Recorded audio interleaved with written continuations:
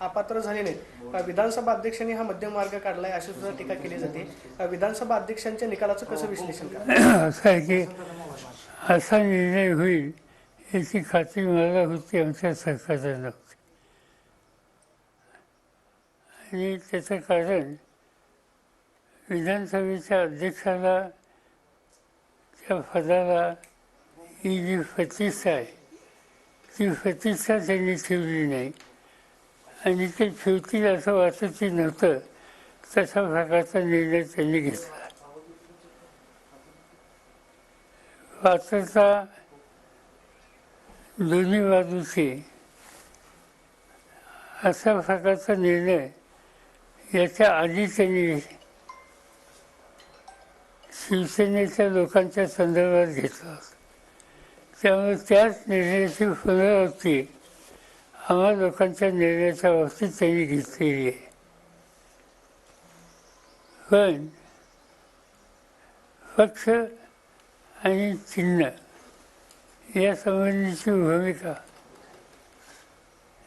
निवडणूक आयोगाने घेतली किंवा सभापतींनी घेतली, आमच्या मते ही आम्हा लोकांना न्याय न देणारी तर आहेच, पण पदाचा गैरवापर कसा होतो त्याचं उदाहरण देशासमोर देण्याच्या संबंधीचा हा निर्णय आहे. आणि त्याला पर्याय फक्त वरच्या कोर्टामध्ये जाणं आणि आम्ही सुप्रीम कोर्टामध्ये हे प्रकरण काल दाखल केलेलं आहे.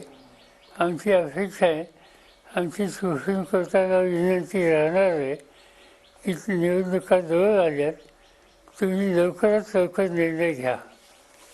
आत्तापर्यंत अनेक निर्णय अशा प्रकारचे झाले, पण पक्ष आणि खुणा दुसऱ्याला देणं हे कधी घडलं नव्हतं. सगळ्या देशाला माहिती आहे राष्ट्रवादी काँग्रेस पक्षाची स्थापना कुणी केली, या पक्षाची उभारणी कुणी केली हे माहीत असताना सुद्धा, वस्तुस्थिती असताना सुद्धा पक्षच अन्य लोकांच्या हातात देणं खुनेचं हा एक प्रकारचा अन्याय करणारा निर्णय. आणि त्याला सुप्रीम कोर्टाशिवाय आमच्याकडे पर्याय नाही. केंद्रीय निवडणूक आयोगाचा निकाल येण्याच्या आधी अजित पवार गटातले नेते वारंवार सांगत होते की पक्ष आणि चिन्ह आम्हालाच मिळेल. केंद्रीय निवडणूक आयोगानं सुद्धा तसाच निर्णय दिला. हे सगळं ठरवून करण्यात आलं किंवा केंद्रीय यंत्रणांवरती दबाव आहे असं आहे की तशा अनेक लोकांनी जाहीर सभेतनं मेळाव्यातून हे दोन्ही गोष्टी आम्हाला इतक्या दिवसात मिळतील हे ठिकठिकाणी जाहीर केलं. तेव्हाच आमच्या लक्षात आलं होतं की हे सगळं सेटल करून घेतलेले निर्णय आहेत, हे निर्णय असेच होणार आहेत, याच्यात आपल्याला अन्यायकारकच निर्णय येणार आहेत आणि आपल्याला पुढची तयारी करायला पाहिजे. आणि त्यासाठी आम्ही वरच्या कोर्टात जायचा पूर्ण विचार करून तयारी केली आहे. साहेब, सध्या राज्यामध्ये आरक्षणाचा प्रश्न जो आहे तो मोठ्या प्रमाणावरती गाजतोय. विशेषतः धनगर आरक्षणाच्या संदर्भामध्ये राज्य सरकारनं सांगितलेलं होतं की आम्ही लवकरात लवकर निर्णय देऊ. मात्र हायकोर्टानं असं सांगितलेलं आहे की अनुसूचित जातींना जर आरक्षण द्यायचं असेल तर तो अधिकार राष्ट्रपतींचा सुद्धा नाही तर संसदेमध्येच कायदा करावा लागेल.